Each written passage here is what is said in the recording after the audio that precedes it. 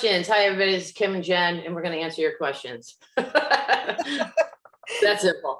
Okay, so I'm going to read off some of the questions that were posed here, and then I'll read off the answers, and then Jen and I will give you our take. Okay. Okay, so the first question was by Casey. Sure, one issue I have is I will get two to four voices coming in from different spirits at the same time in overlapping ways. I try to get one to speak first, so as many information isn't incorrect regarding the individual. Any other advice for this? Couples tend to do this sometimes if they're both passed on and coming together. Now you wrote a response. Do you want me to read your response, or do you want to respond again?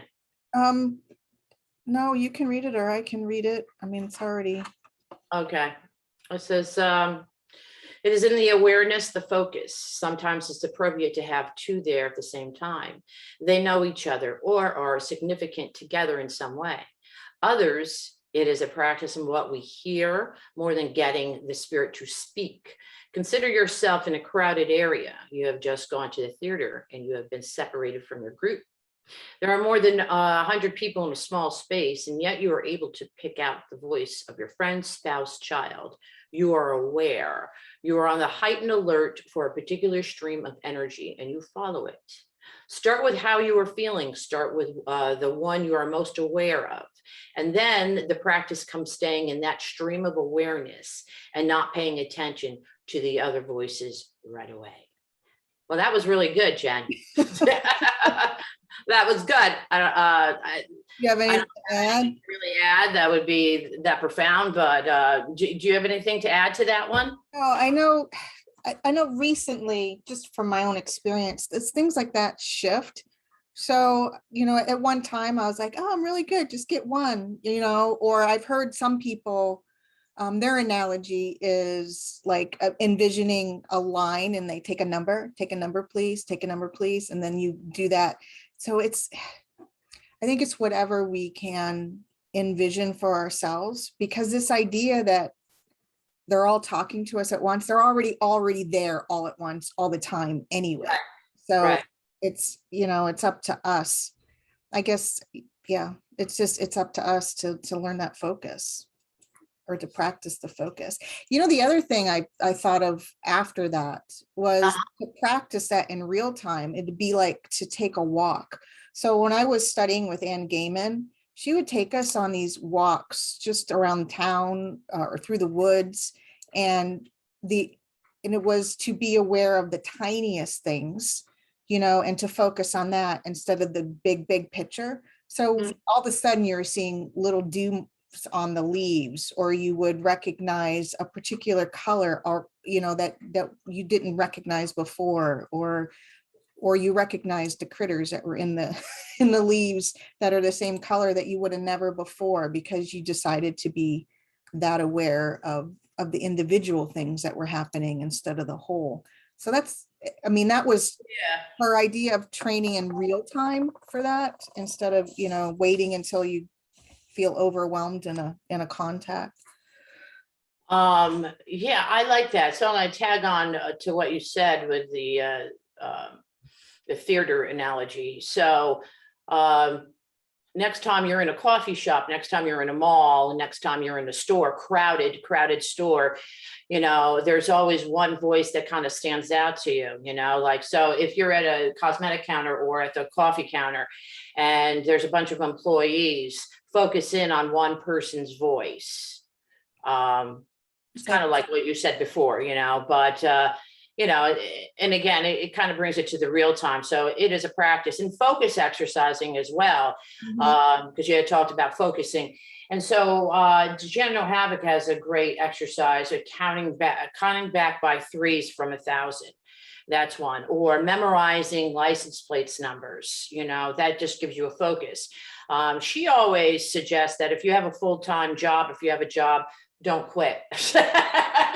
Because, especially if it's something technical, because it gives you focus. And also, for practical reasons, at 401k and things of that nature, insurance coverage. But besides that, it gives you focus. So I work in a cash office. So what happens with me is I have to focus on the money aspect, and I have to be very aligned with what's going on as far as the cash office and, payouts and lottery and all this other great stuff. So mediumship is the last thing on my brain, but focusing in on those numbers but I can bring that to my work as a medium and get into that zone with just shifting your awareness. Exactly.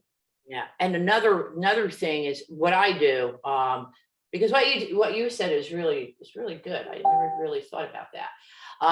The one thing that I do is if I'm getting two people in, let's say I'm doing a public demonstration, and I'm getting two people in and they're not related. So they're not related. Let's say they're not related. So I did have an experience where I had two fathers that came in at the same time for two different women, but they both had similar personalities. They both had similar circumstances. They're both alcoholics, left their family, et cetera, et cetera, et cetera. For the life of me, I could not separate them. For the life of me, I was trying and trying and trying. So that is where the medium needs to surrender and go, all right, you know what? Spirit's going to do it their way. That's what I did, and I had a bunch of people that were trained behind me going, I'm doing it the wrong way. And I'm like, I don't care because this is working for me right now. And so, so I had to read them simultaneously. That's what I did. So I'm like, I have Father here and he's saying this and this and this. Yes, that's for me. Okay. And then there's a Father here and he's talking about the Marble Company. He's talking about Philip Morris, blah, blah, blah. Yes, I work there. So that belonged to the other woman. So I kind of did it simultaneously. So you have to do whatever kind of works for you at that particular time. And not so much, sometimes we worry about separating them. Sometimes it is what it is and you have to just go along with the flow. Yeah. What do you think? No, I totally agree. I think we get so hung up on these rules we've made for ourselves that we forget to be in the moment with it. And as long as we understand, that we can educate the audience that I know I have two, and I know I'm the one that's recognizing the overlap. It's not that they're piggybacking or, all this other stuff, that there's definitely two spirit people here. And for whatever reason, I'm recognizing them together right now. I think part of it's just educating whoever we're with on what's going on too. But to go with it, because we don't know everything. There aren't as many rules as what we think they are. In terms exactly. There really aren't, I think those are man-made rules. Those aren't spirit rules. Exactly. And I think they take us to a certain point for development, but then after that, we really have to rely on our own. Right. Our own there, which brings me to something you said about the money and the focus. It reminded me to talk about, how sometimes we want so badly to say our left brain and our right brain in terms of mediumship, and then we can't, and yet they need to work in concert. We need the focus as well as the creativity and intuition, and this whole idea that I think we need to talk about the whole brain and not, try to separate out, because the things we do in the real life enhance how we connect with spirit. We use those skills. So I like that you use that analogy with the money, because that's, people would put that in the analytical brain category, and we don't, and yet we do use that. We have to be comfortable. It's a shift in our focus, not a disconnect of one part of our brain. Right. Yeah. Yeah. Very good. Very deep. Deep. Okay. There was something else that I had to say, but I forgot. So I'm going to move on. Right. Okay. I'm just going through the questions now. It's okay. Okay. Oh, I think I answered this. Okay. But Ashley writes, I've always felt connected to the spiritual world, but I suppressed it. When I was young, it was always said to me that nothing is there, nothing is in the dark, I don't hear it, etc. About 6 months ago, something just hit me one day, and I started the spiritual journey, asking questions, reading, and so forth. I really developed my beliefs and have owned who I am as a person, despite the others may think. I feel that I have experienced with many of my clairs. I have given 6 positive confirmed readings that I had no idea that I was capable of doing. I'm going to stop right there and say that is because you surrendered and trusted. And then what happens when we know more, we learn more, it starts to hinder our development, I think, sometimes. And it takes away that surrendering and that trusting, because you know, you don't know what you don't know sometimes, you know, and sometimes that's a good thing. But okay, it is amazing to me. It's amazing to be able to help others and spirit with this. I want to continue to grow with these gifts, but they seem to be random and far between. I'm beginning to practice more meditation and reading more books. What is your experience with this? In the beginning, was it sporadic for you? Within the last year, I have seen one shadow person, a black orb. I hear noises at times, or my name being called. I feel the energy of spirit. When I have done the readings, it always comes through as still pictures in my head and thoughts. When I say the thought to myself or out loud, then I am noticing that I'm getting the confirmation chills. Everything is just so bits and pieces as to if I see it, hear it, feel it, etc. Now, I wrote something, but I'm going to open that up with you. What do you think about this? Well, I think it lends to what we were just talking about with the focus and the real-time exercises one. So to know our own, I think sometimes when we have a wake up moment, we want to spend so much time with the spirit energies, or part of us is always working on that, even if it's subconsciously, that we forget that it's our physicalness that actually translates all of that. So she says she's working on, right? I don't want to mess up. Yes. Working on meditation, but the idea of complete stillness, 5 to 10 minutes a day, so that she recognizes her own body. I mean, I know it sounds crazy, but it's so important. It is for us to know our own body, and the idea that it doesn't have to be a structured meditation, but literally sitting there and doing nothing, and even letting your brain do whatever it wants to do, and you being aware of how your body just is important, because then you get those signals, or actually we don't get them, we recognize them. I've been on this, this is my drum lately. We don't get anything from spirit, we totally recognize it. So if she's, because it's there all the time. So when that recognizing moment, then we are able to translate it better if we know our own body. And then I don't know where she lives, but if there is a place where she could be in the physical with people that are practicing, and because it feels like, at least the way she's describing it, it's more of an understanding of how energy works with her right now than anything else. Right. Okay. Does that make sense? Yeah. I tell my students too, one of the exercises that you can do is what you talked about, knowing your own energy. So sitting for a few minutes and recognizing what your energy feels like, just kind of sitting in the silence, and don't worry about what thoughts are coming in. I have to do laundry, I have to cook dinner. That doesn't matter.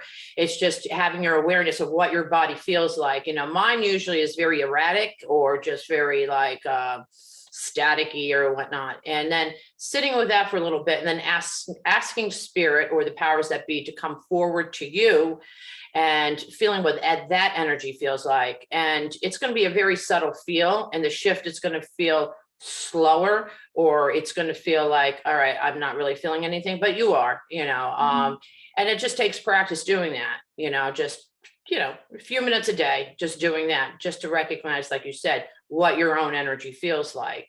Exactly. And then to recognize too, that when we have these, I'm going to call them wake up moments, these wake up moments, that we have to grow up in the wake up moments. It's not an automatic, I'm here now, I can do all this stuff. Right. It's an integrating the wake up moments into whoever we are right now.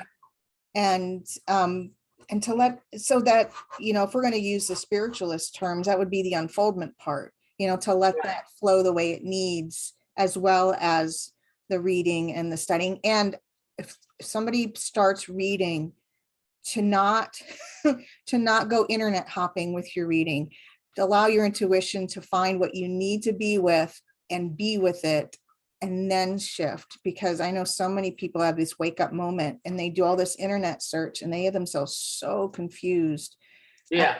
because of all the interpretations that are out there. Or they bounce from teacher to teacher to teacher to teacher to teacher to teacher to teacher. It's, yeah. So to, you know, wherever you're led is great. You know, that must be Right. what's good for you right now for whatever reason. But to do that and then instead of, you know what I'm trying to say. Yeah. Well, it's good. It's good to, I want to kind of retract what I said in a sense. I mean, it's good to get different views, different mentors and different teachers, but going in with the idea that these are suggestions and that, you know, you take what you can use and the ones that don't resonate with you, you can leave behind. But what happens in some circumstances with people that are new is that they go in and they listen to it like it's the gospel, and then they listen to somebody else like it's the gospel, and then they get confused. So if you go in with it as these are suggestions, then, you know, and I'm going to take what I need and leave the rest, then that might be a better approach, you know, because it does get confusing, because there are a lot of mentors, there's a lot of groups, there's a lot of tutors, et cetera, et cetera. And you are going to get different ideas and different ways to do different things and whatnot. But again, it's shouldn't be labeled as rules, you know. I mean, well, I won't get into that. But, no, you're right. So the idea is to leave reflection time. So that's where that sitting, being still comes in as well, because you get to soak it in a little bit and decide, you know, what you're going to leave behind and what. Right. Yeah. So like take a class and just let a few weeks pass and then go on to the next person if that's what you think you need, or a month, or whatever you need, like reflection time, what Jen had said. So I'm just gonna read because I wrote a short thing. Okay, go ahead. There's a couple other things that I want to address with this as well. So everything is right there in your mind's eye. You don't have to seek it. It's there. Spirit will work with your imagination, with your thought process. If you allow yourself to set back in your mind and just let the thoughts flow, it will feel like a daydream. And I will say a fragmented daydream at times, but a daydream all the same. You know, now at first this feels as if you are making things up, that it's not spirit, but it is spirit. And that's where the trusting comes in and the surrendering. So situations you mentioned before, as shadow people, orbs, hearing certain things, this is a medium mystic experience. But what I'm talking about is communication, direct communication from spirit. Now that is communication, you know, seeing, you hearing things, they're using your clear audience, you know, that's the way you perceive the information. So just to be clear on your clairs, you know, the way, you know, it's not important. People get so wrapped up like, oh, I want to be clairvoyant. I want to be clear this. I want to be clear that. This is just the way that you perceive the information. So you may be more clairaudient or maybe more clairvoyant, but you know, everything will even out in the wash as time goes by, as years go by in your development. So anyhow, I'll finish this up. So the medium is okay. Though what was mentioned before are pieces of the communication, hence the experience. Practicing with others lends to understanding the language of spirit. Once you get more familiar with how they work with you, the flow will not be so on and off, because you will understand how the thought process is contributing to the spirit. And if it's not, if it is going on and off, you know, I hear people like, well, I got a big pause. That's us overthinking it. It's not spirit, like Jen was talking about. It's us overthinking it. A couple other things. There are some great books out there that you can read as well. Jen Havoc has a book, Where Two Worlds Meet.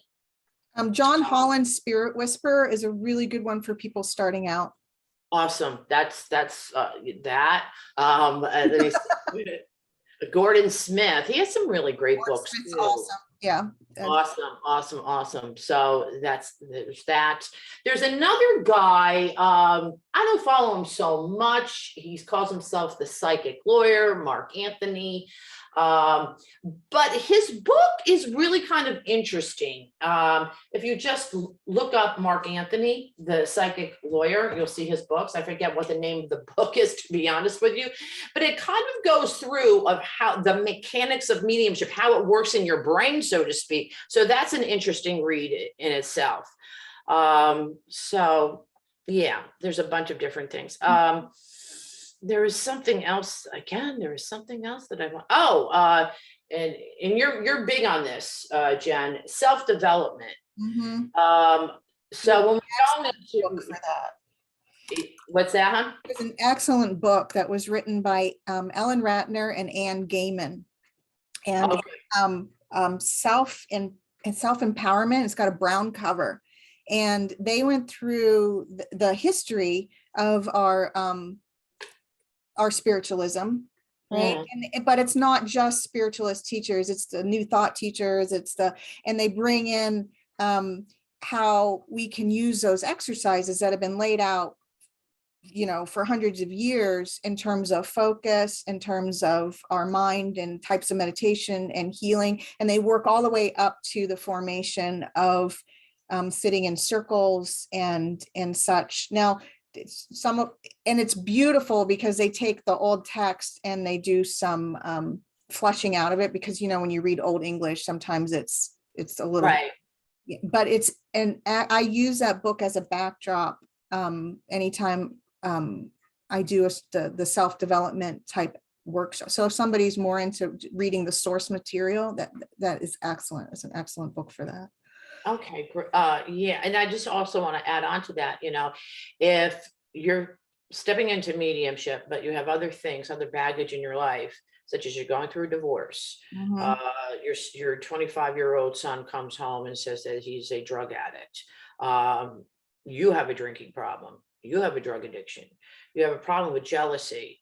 You have a problem, there might be other problems that you need to tend to, because this is the wrong work to get into if you still have those issues kind of hovering over you. You have to deal with your own, I hate to say baggage, but your own situations, your own issues that are hovering. When I say hovering, they could still be there, but you have tended to them. You still everybody has issues, but we have tended to them, or we're aware of them, we're doing something about it. But when you have all this stuff, that is happening in your life and you haven't tended to it, this is the last thing that you need, because, we have to straighten out our own house before we start to kind of venture. Before we venture out to other people's situations and whatnot. And, how good are we going to be for other people as far as healing, or as far as, consoling people when we have our own issues at hand? And I like that you said we're always going to have issues. That's not the point. It's understanding where Right. we need to focus and heal for our own selves, so that, and again, because we could do damage to both ourselves and others in that same moment. And I know, and I don't know if I've told you this story before, but I went to one workshop, and it was Simon and Brian's workshop shortly after Dean passed. And they pulled me aside and they said, you need to get a grip, and you need to take care of this, or you're going to hurt yourself and others. They were like in my face, not mean, but they were direct. Right. It was like the best thing anybody could have ever done, because I had not stopped practicing. In fact, I ramped up my practice after he passed, which was not the right thing to do. Right. And so I didn't stop totally practicing, but I took them at their word, and I did an extra year of healing. I won't get into what I did exactly, but I took a whole year with that. And then before I took another major workshop, so I was still practicing and doing circles and yada, yada, but I was doing this other work. Went back to workshop. It happened to be theirs. And I didn't do more than walk in the room. And they both came up to me and said, you did what we asked. There was something different about just the way I presented myself. And I'm like, well, you guys were kind of in my face. And they're like, yeah, but how many people don't listen that healing your own healing is important. And the things I noticed just in the readings were before I did that, those blank spaces you were talking about, if anybody had any kind of form of cancer, anything, I would have a blank space. If they were a widow or a widower, I would fumble all over the reading. And after that work, all of that went away because I was getting up against my own stuff Exactly. in the readings. So yeah, taking care of self is and taking time. Just because you know all this stuff doesn't mean you don't need to go through healing and grief processes and whatever it is going on in your family or life. Yeah. Now I'm thinking about it, we could spend like an hour just talking about this. I know. There's one other thing I wrote down though. I don't want to forget. You were talking about the clairs. I know I'm totally jumping to a different subject here, but I'm a firm believer that we're a clair everything, all of us. Yeah. That, when we walk into a room, we don't just see it. We see it, we hear it, we smell it. We know if somebody had an argument in the room before we walked in, we know in the physical. So those same things are the same in, communicating with spirit. It's not just one or the other. Okay. All right. So half hour. How long do you want the video to go for today? Well, I don't know, 45 or so. We got her. Yeah. All right. But I mean, we'll try to, whatever, I just know takes. attention span. No, I don't have to go. I just know attention span on videos just tends to wane. Yeah. Right about Well, if you get bored, just fast forward it. Okay. Tina writes, I am my own obstacle right now. Aside from that, I need regular practice groups. So it's funny because I noticed that we both wrote it at the same time. Please look under the events tab. So I'll just tell this again to everybody. Please look under the events tab. So we have 1 to 2 circles a day, Monday through Friday. So let me see. Yesterday, Judy does one 3 o'clock on Mondays. Most of these are Eastern Standard Time. So Judy does one on Mondays, and she does that at 3 o'clock. And it's a psychic mediumship, whatever you want to do. You do one, right, on Tuesdays? Yes, I do. Yes, noon on Tuesdays, and probably I'll do one noon on Friday too for a while. Okay, and then she does one. Okay. And then I have the inspired speaking, which is another form of mediumship, every other Tuesday at 6 p.m. And there you go. And then on Wednesdays, we have Miss Stacy, who does it at noontime, Eastern Standard Time. Let me see, what else do we have? On Thursdays, we have 2 of them. So let me see, Tasha, she's from England. So she does it UK time, 9 p.m. and 4 p.m. Eastern Standard Time on Tuesdays. Daylight time for another few weeks. On Thursdays. And what's that? For another few weeks, we have Eastern Daylight Time. Oh, okay. I know our daylight time and UK's daylight time shifts different. So it's going to be a little funky for a couple weeks. Yeah, well, yeah, we can put that in the announcements. And then on Thursday nights, Dina does a mediumship circle at 8 o'clock p.m. Eastern Standard Time.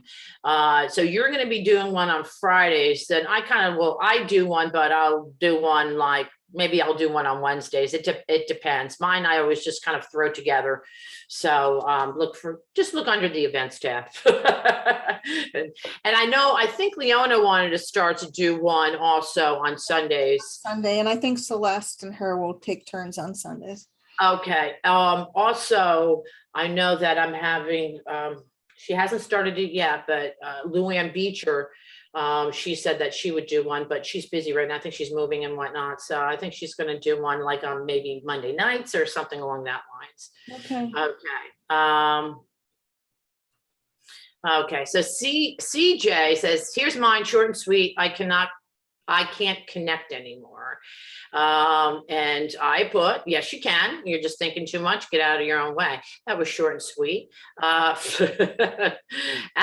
And Miss Jen put, Okay, there are times in every medium's development when we feel as if there is no connection or that the talent has somehow left us. Each time I have felt that way, it has been for either one of two reasons. There was something going on with me or around me that needed to pay attention, or or that was taking a lot of my focus and energy, and or my recognition of spirit was going through a change. For example, I started off doing readings, interpreting signals through my body, clairsentience to the extreme. Then sensation started to not be me, be with me in full force that it once was. I really thought I was not connecting.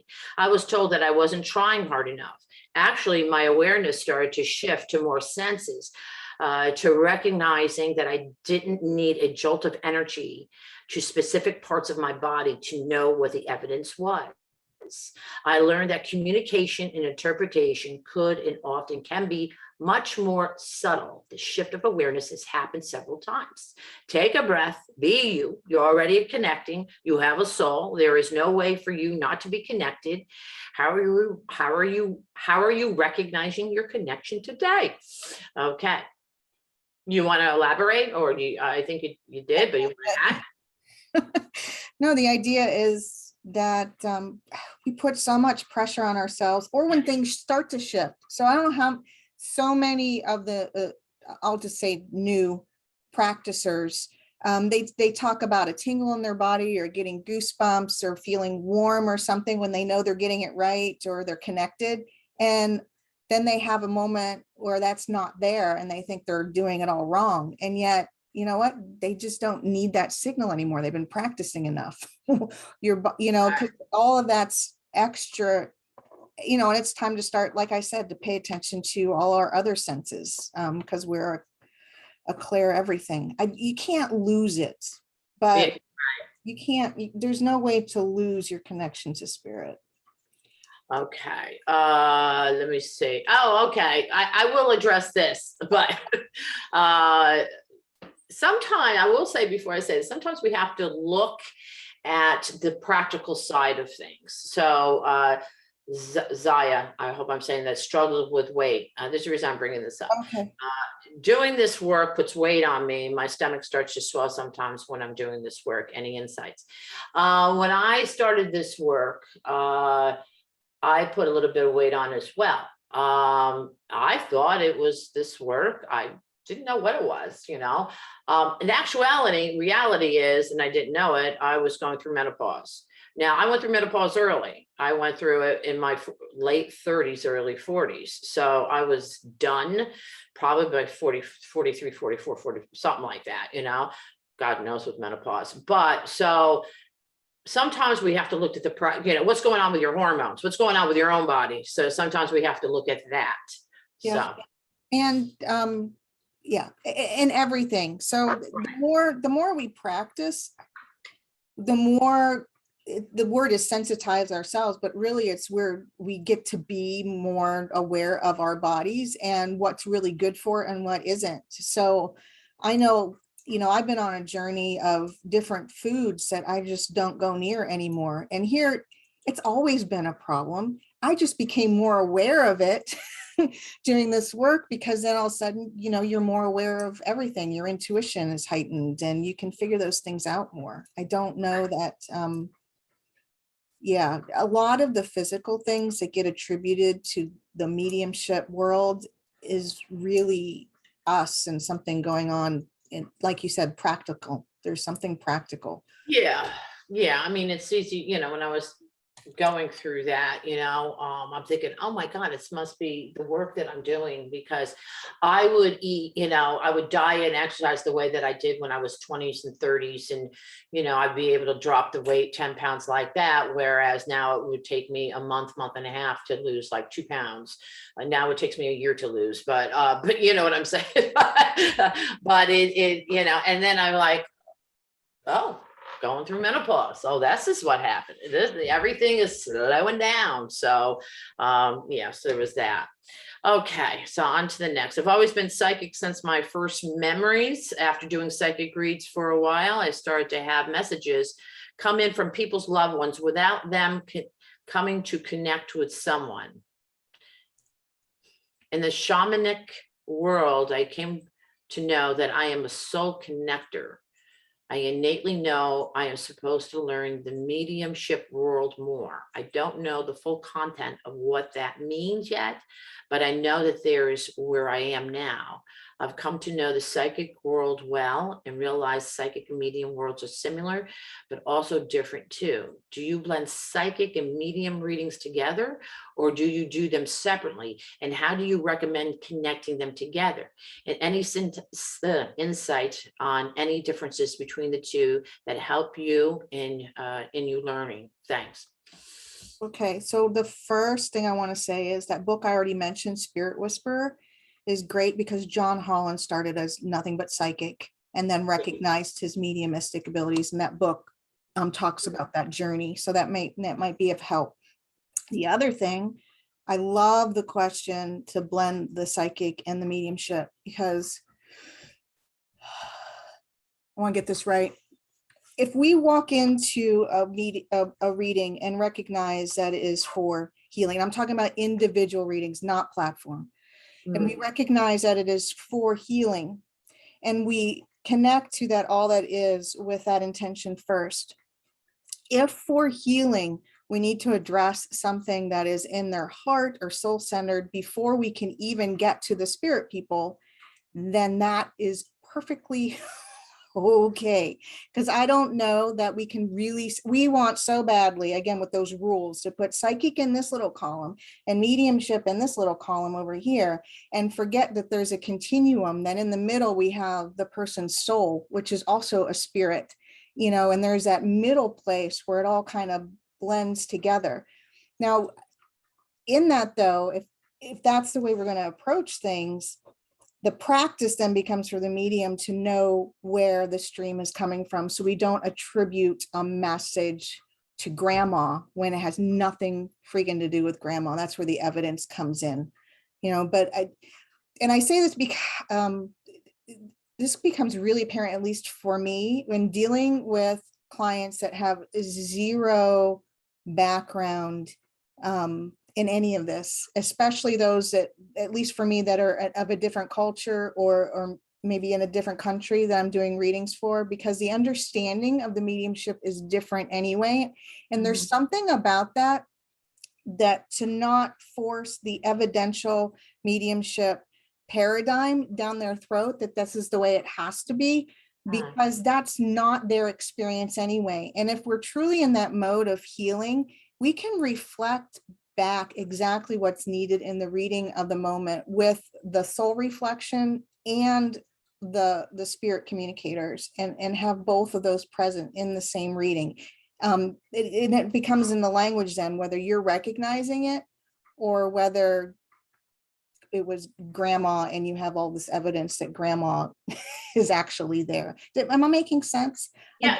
Because now from platform, throw what I said out the window for platform. It better be a spirit person, and you better have evidence, because that's not the place to be, you know, really, you know, working with somebody on that one-on-one area. But yeah, I don't know that the more I work, the more, and now unless somebody comes in, they say, I want a tarot card reading, you know, I'm pretty much in that quote psychic zone, you know, that's because that's what we're doing. But, you know, to understand that those energies are fluid, and part of our practice is to know where the energy is coming from, so that we honor that in the evidence when we're doing a reading. I don't know what your take is on that. Well, first of all, we'll answer. I'm gonna tag on to that. That's my favorite word of the day, tag on. I'll tag on to that, and then we'll answer two more, because I didn't realize we had a lot more. So I'm like, oh, wow, this is going to take all day. And we can continue the rest of this. Yeah, because there's. Yeah, we can always do another video. Right. There's Sharon and Shelley. So we'll address those two. But I wanted to give you an example of what happened to me about 5-6 years ago. And again, this is not platform. I'm not talking about a public demonstration. I was it's a place that I do readings at every other Saturday or something like that. And so, we have a list and people, they come in, they put their name on it. So I do 15-minute readings, and I do psychic or I do mediumship. I will ask the people, I go, what would you like today? Would you like a mediumship or would you like a psychic read?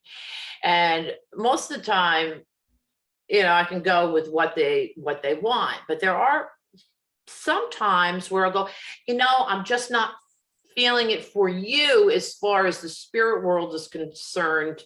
I'm feeling that you may need more of a psychic read or vice versa. I do have people coming through, so I want to bring them through for you, and is that okay? I always ask for permission, and I also clarify the fact that if I feel like a psychic, I'm saying it's not that your people are not around you, it's just I feel more pulled to psychic, and that happen a lot, but it does happen once in a while. But anyhow, I had a gentleman that came to me one time, and it was a 15-minute reading, and he wanted psychic reading. And to be honest with you, I felt a pull from the spirit world. I felt his mother, best friend come through, and I told him, I said, I had 2 people here, blah, blah, blah. And I said, so I'm going with a mediumship reading. Do you mind? And he's like, no, go right ahead. And I'm like, so, blah, blah, blah, blah, blah, blah, blah, blah. And gave him the reading, was very happy with the reading. Does he have anything psychically? And I said, let me see if I can tap in just a little bit. I had nothing. And so he died 4 days later. Yeah, I know this because he lives in my development. I have like 2,000 people in my development. But one of the friends that was with him knew me, had my number. I think she's Facebook friends with me. And she texted me and said, is there any reason why you didn't connect psychically to Sal? I said, not that I'm aware of. She said, because he just had a heart attack and died. I was like, oh my God.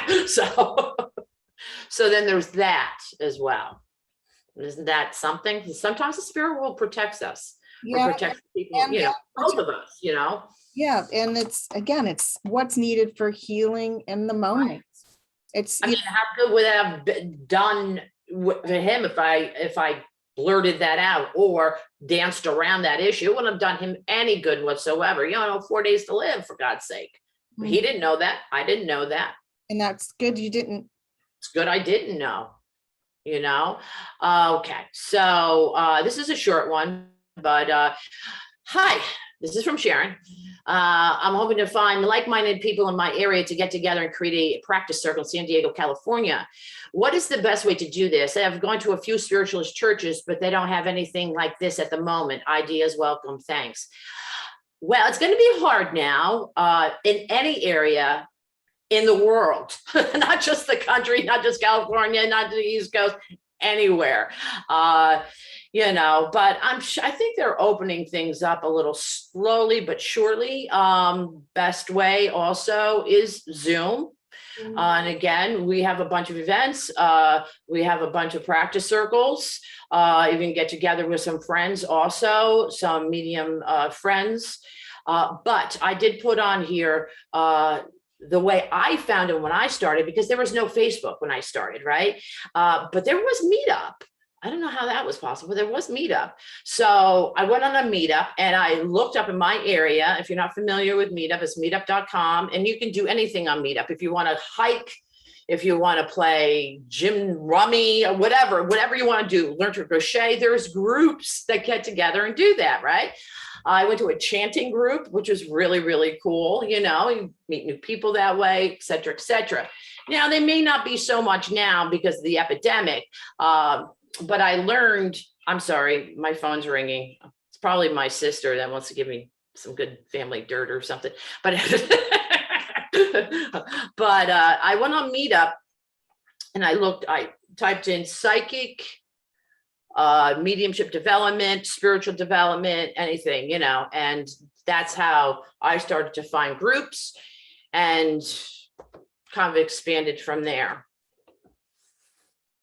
Any ideas with that, Jen? To add on, I know she said spiritualist churches, but you can also try Unity, and Unitarian churches have groups of people that are in the same mindset. If for physical meetups. Okay, Last one for today. Doesn't mean that we're not going to answer the rest of them. The last one for today is this. It's by Shelley, is being a practice group or development circle the only way to train your vibration to be faster and longer in the duration? During my client sessions, I raise my vibration as fast as I can for as long as I can. Some days I'm better at it than others. Any suggestions besides a practice group? I will just say one thing before I hand it over to you, because then I might add something to whatever you say. The intention of connecting to the spirit world, just the awareness of the spirit world, shifting your awareness, you have already raised your vibration in a sense. Raising your vibration would just mean uplifting your spirit. That's all it really means. It's nothing really formal. If you're listening to music, you have already raised your vibration, raised your energy, raised your awareness. If you're exercising, again, raising your awareness, raising your vibration, doing something that you love to do, such as painting or crocheting or gardening, that raises your vibration. Hiking, if that's what you're into, raises your vibration. Anything that lifts your spirit, that makes you feel true to yourself, will raise your vibration. You don't have to be in a development group to raise your vibration. If you love to do gourmet cooking, that's raising your vibration right there. It's being true to who you are, being true to your spirit. Jen? No, I totally concur. I mean, all those things you mentioned are part of our personal spiritual practice. That's it. So whatever it is that we do for us to be in the now, that, sometimes we get so hung up on personal spiritual practice means I need to have the right crystals and the right picture and the right altar and the right incense, and all that's great if that's your jam, but it doesn't have to be. Right. That's your jam. That's your jam. But it doesn't have to be that way. And she said, is development circles the only way? Development circles are for practice and for teaching, right? In fact, depending on which one and how many you do, you could actually be expending more energy than you're storing up and recognizing, because each of those, I could spend an entire 2 hours talking about that, but that is practice.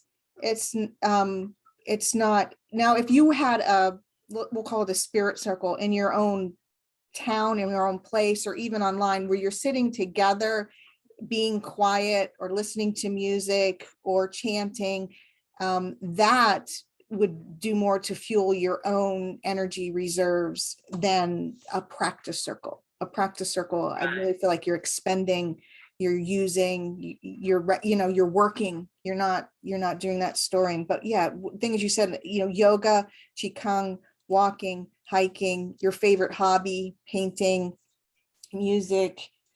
For some people, for me, part of my practice is actually studying. If I don't have a book or I'm studying for at least an hour a day, I feel like I'm totally off. So, everybody's different. Right. You just need to know what works for you.